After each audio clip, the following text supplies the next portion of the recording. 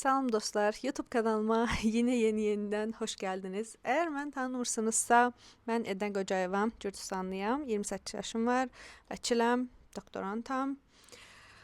Bu mənim YouTube'dakı ikinci videomdur. Bu YouTube'dan nə istəyirəm, nə gözləyirəm, heç bir fikrim yoxdur, amma danışmağı da sevən bir insan olarak, sosyal medyada da aktif olan bir insan olarak, indiyənə kimi niyə YouTube'da heç video paylaşmamışam bilmirəm, amma həm çox rahat gəlir, həm heç bilmədiyim bir yerdə deyəm, nəyi necə etməliyəm, hələ də bilmirəm, amma neysə o zamanla düzələ bilən bir şeydir. Yəni sevdiyim odur ki, istədiyim kimi sizə istədiyim məlumatları buradan ötürə bilirəm. Əslində bunu Instagramdan da illərdə edirdim, amma nə qədər olmasa 30 saniyə, 1 dəqiqə bilmirsən, tam nə deyəsən, nə deməyəsən və s. Amma belə yaxşıdır, yəni hər bazar otururam. Yəni ikinci bazar günümdür, belə otururam, video çəkirəm, paylaşıram. Keçən dəfə videoyu birinci dublda paylaşmışdım. İnşallah bu dəfə 3-4-5 dəfə çəkməli olmaram. Bir gün istəyirəm ki, sizə yenə tələbələr üçün video çəkəm. Gürcüstanda hüquq təhsil haqqında bakalavr, magistratura və doktorantura. Doktorantura deyəndə bir qəribə güldüm. Bunu doktorantura etabına gələndə sizdən bir az dərdləşəcəm. Ona qədər hələ bakalavra, magistratura haqqında danışaq. Hal-hazırda düzdür Gürcüstanda bir sıra dəyişikliklər olur. Yəni teorik olaraq bir çox şey dəyişə bilər, amma praktikada yəni hüquq sahəsidir. Bu nə kimi bir təsir göstərəcək, onu hələ ki bilmirəm. Məsləhətlərimə gəlsək, əgər 4+1 proqramı ilə qəbul olursunuzsa, birinci iliniz bildiyiniz kimi dildir. Yəni bu ili dilinizi gürcü dilini yaxşı öyrənməkdən ötürü keçirməlisiniz. İndi deyərsiniz ki, bu qız keçən videoda da dil deyə başımızın ətini yedi gəldi. İndi ikinci videoda gəlmişik ki, bir şeylər qulaq asaq yenə dil deyir. Amma qısaca deyəcəm, çox uzatmadan.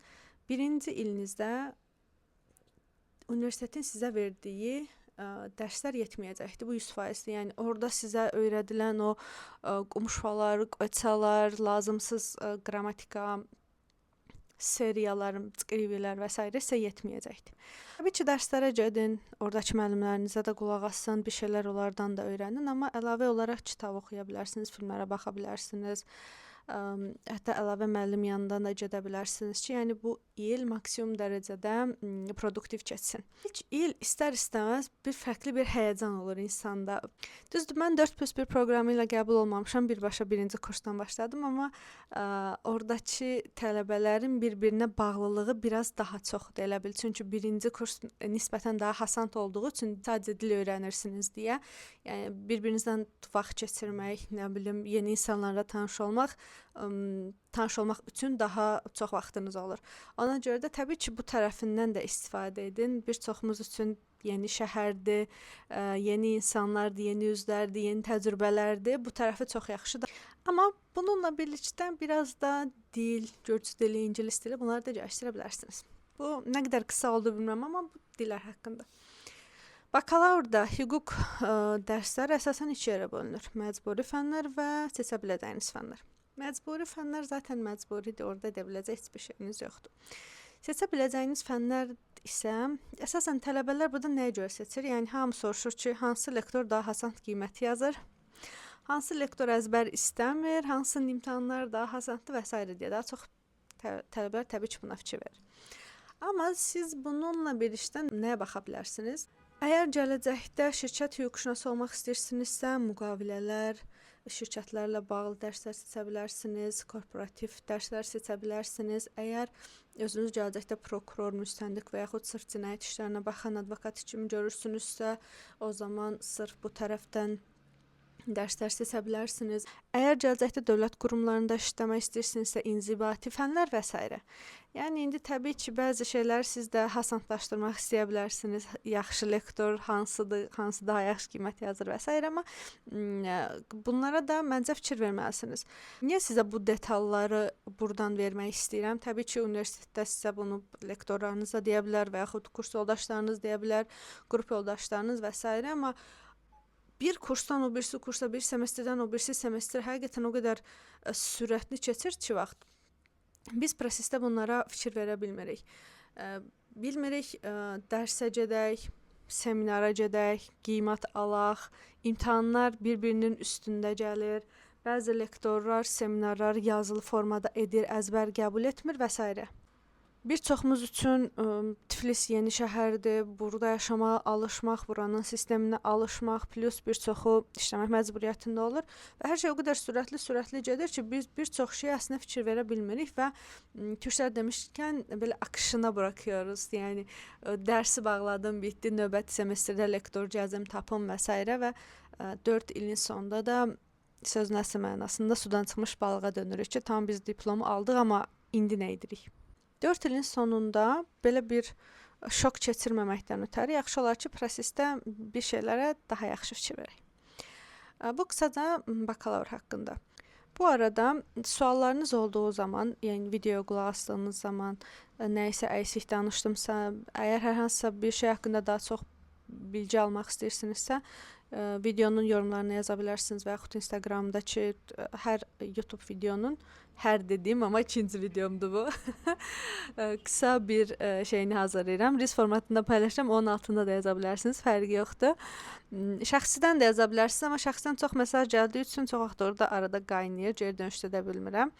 Ona görə yorumlara yaza bilərsiniz. Bakalavrdan sonra magistratura gəlir. Magistrat oxumaq teorik olaraq məcburi olmasa da praktikada biraz məcburi kimi görünür. Çünki sahədə çox hüquqşünas var. Sahə bildiyiniz açlıq savaşları, hamı iş axtarır, hamı status axtarır, hamı bir yerdə görünmək istəyir, hamı aylıq istəyir, hamı yaxşı şərait istəyir təbii. Və çox asan bir proses deyil təbii ki. Ona görə də magistratura təhsiliniz də olsa çox yaxşı olar. Hətta bunu başqa bir ölkədə etsəniz də çox yaxşı olar. Mən nə bakalavrda, nə magistraturada, nə doktoranturada başqa ölkəyə getmədim, başqa ölkəyə təhsil almadım. Baxmayaraq ki, həm ingilis dilini yaxşı bilirəm, həm getmək istəsəm inanmıram ki, çətinlik çəkəydim. Yəni həm qiymətlərin baxımından, həm dil bildiyim üçün və s. Niyəsə belə alındı. Yəni hələ də deyim ki, getmək istəyirəm, hardasa oxumaq istəyirəm, yalan deyərəm. Yəni konfor zonama biraz düşkünəm. Yəni bu yaxşı bir şey deyil əslində. Yəni gedib başqa bir ölkədə oxusanız, magistraturayı, nə bilim, ən azından bir semestrlik və yaxud bakalavrda ən azından bir semestrlik keçsəniz çox yaxşı olar. İndi mən doktorantam və məni məcburi olaraq göndərməlidirlər başqa bir ölkəyə. Hələ ki dirəşmişəm, getmirəm, amma burada artıq məcburi deyəm. Mən burada məcbur getməliyəm və gedəcəm də, yəni bir etapda. Amma düşünürəm ki, təhsiliniz üçün həqiqətən çox yaxşı olar. Magistraturaya qəbul olmaq deyim ki, çox çətindir. Yalan deyərəm. Mən qəbul olduğum ili bu dəqiqə yadıma salmağa çalışıram. Yox, çətin deyildi. Yəni sadəcə məntiqdən imtahan verirsiniz.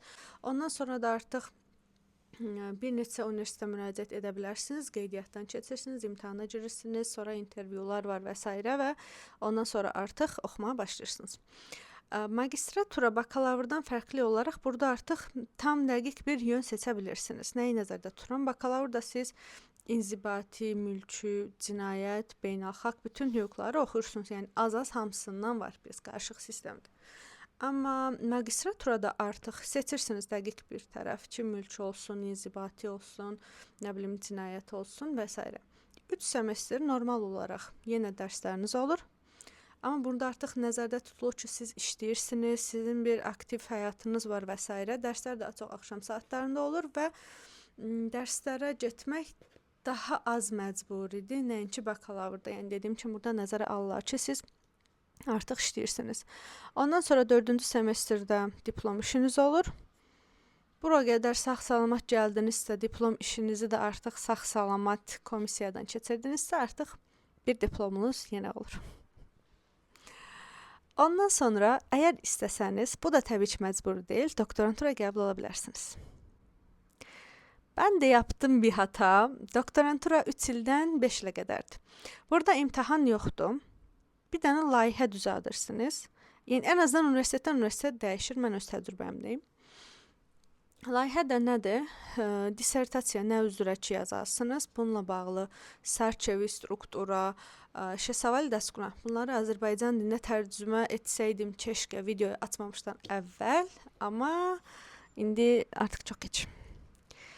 Neysə, zaten Gürcüstanda oxuduğunuz üçün bunları tərcümə eləməyimizə də ehtiyac yoxdur deyə umuyorum.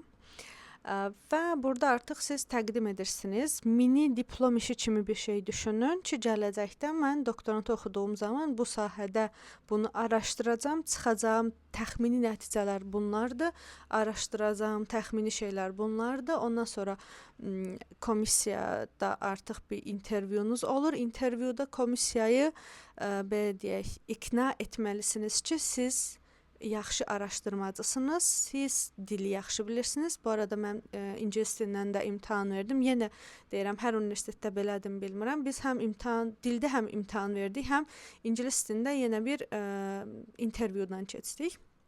Yəni o komissiyaya dediyimiz hər şeyi ingilis dilində başqa bir, yəni ingilis dili lektorları ilə də yenə müzakirə elədik. Çünki bu universitet şeyə çox önəm verir. Başqa ölkənin qanunvericiliyi ilə tanış olub, Gürcüstan qanunvericiliyi ilə müqayisə eləmək və s. Ona görə ingilis dilimizi bu formada da yoxlamışdılar. Komissiya artıq ikna etdikdən sonra ki, siz həqiqətən yaxşı araşdırmacısınız, siz qanundakı gördüyünüz o boşluqları doldura bilərsiniz, yaxşı məsləhət verə bilərsiniz və s. Ondan sonra artıq qəbul olursunuz. Doktorantura bitirə bilsəniz 3 il, bitirə bilməsəniz 5 ilə qədər uzada bilərsiniz. Mənim 3 ilim bu semestrin sonunda tamam olur və tamamlaya bilmədim.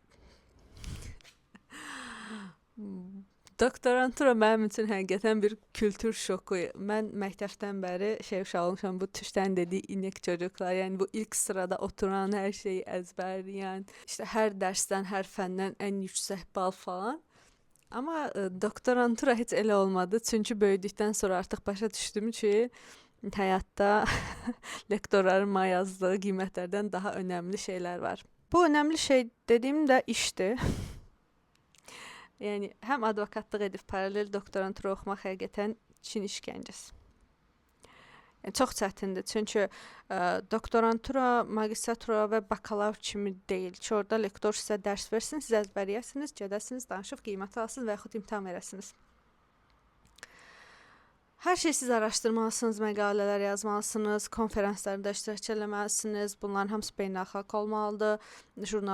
Jurnallarda məqalələriniz paylaşılmalıdır. Bu jurnalların, yəni istədiyiniz jurnalda paylaşa bilmirsiniz bu arada. Bəlirli bir indeksləri olmalıdır və s. və s. Yəni hətta bəzi yerlər var, müraciət edirsiniz, 2 il gözləməlisiniz ki, sizə geri dönüş etsinlər.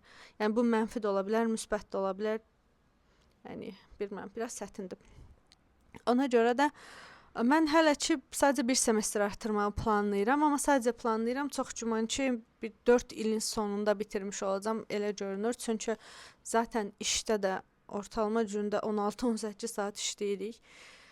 Bir də bunun üstünə konsantrə olmaq əslində çox çətin olur. Çünki advokatlıq da az çox Instagramdan məni izləyirsinizsə, bilirsiniz ki, gün içində bir çox yerdə oluruq. Məhkəmə, prokuratura, polis bölməsi, ofis, posta və bunların hamısını bitirdikdən sonra gəlib gündə ortalama 50-100 vərəq bir şey oxumalısan ki, bir vərəq bir şey yazasan. Bu da təbii ki, çətin bir prosesdir. Ona görə də bilmirəm. Əslində bu 3 il ərzində bir çox dəfə düşündüm ki, yəni doktorant da olmayım, yəni bu da olmasın, magistratura mənə yetsin, amma hətta keçən semestr dondururdum. Bu semestrimin artırılma səbəbi odur, çünki semestrin ortasına qədər çox rahat gəldim ki, mən dondururam falan. Sonra lektorum qoymadı. Ona görə də artıq buraya qədər gəlmişkən bitirmək istəyirəm. Doktorantura qəbul olmamışdan əvvəl nəyə fikirləşməlisiniz? Əsasən maraqlandığınız bir sahə seçməlisiniz. Mən magistraturada mülki tərəfi seçmişdim və şirkətlər üzərindən diplom işi yazmışdım və seçdiyim fənlərdə daha çox bu tərəfdən idi, yəni full şirkətlər. Hal-hazırda da bir çox şirkətlə işləyirəm, istəyir Gürcüstanda, istəyir Azərbaycanda fəaliyyət göstərən hansısa ki, Gürcüstanda işlər var. Bu tərəfdən mənim üçün çox rahatdır ki, magistratura təhsilim buradadır. Doktoranturayı da bu tərəfdən davam etməyə çalışdım, amma gördüm ki, zaten bir çox şey bilirəm artıq. Yəni yeni bir şey araşdıracağım bir şey də yox idi. Həm də ki, buna görə də artıq çox maraqsız gəlir. Çünki oxuduğum bir çox şeyi bilirdim. Ona görə də bir yerə qədər oxuduqdan sonra, il yarım falandan sonra mən dəyişdim. dissertasiya temamı dəyişdim ümumiyyətlə və artıq seçdiyim tərəf inzibati oldu. Hal-hazırda miqrasiya hüququ tərəfindən gedirəm. Və bu sahə mənim üçün daha bilmədiyim bir sahə olduğu üçün araşdırmaq daha maraqlı olur. Ona görə də daha maraqlı gedir. Bu qısaca bakalavr, magistratura və doktorantura haqqında verə biləcəyim məlumatlar. Yəni doktoranturada məlumat verməkdən çox dərdləşdim kimi oldu, amma eybi yox, bitirdikdən sonra mən də burada cəf atıb tutacağam ki, yəni elə oldu, belə oldu, amma aldım diplomu falan deyə. Amma ən azından bu dəqiqə prosesdə olduğum üçün doktoranturadan heç xoşbəxt deyiləm. Baxdığım zaman bakalavr və magistraturada da çox güman ki, xoşbəxt deyildim. Ya magistraturada daha çox onlayn idi deyə çox hiss eləmədim. Amma eybi yoxdur. Suallarınızı artıq hardan verəcəyiniz bilirsiniz. Çox xahiş edirəm, kanalıma abunə olmağı unutmayın. Videomu bəyənsəniz olur, bəyənməsəniz olur, çox fərqi yoxdur, amma abunə olun. Bu günlük deyəcəklərim bu qədərdir. Özünüzə yaxşı baxın. Növbəti video olsa əgər orada görüşərik.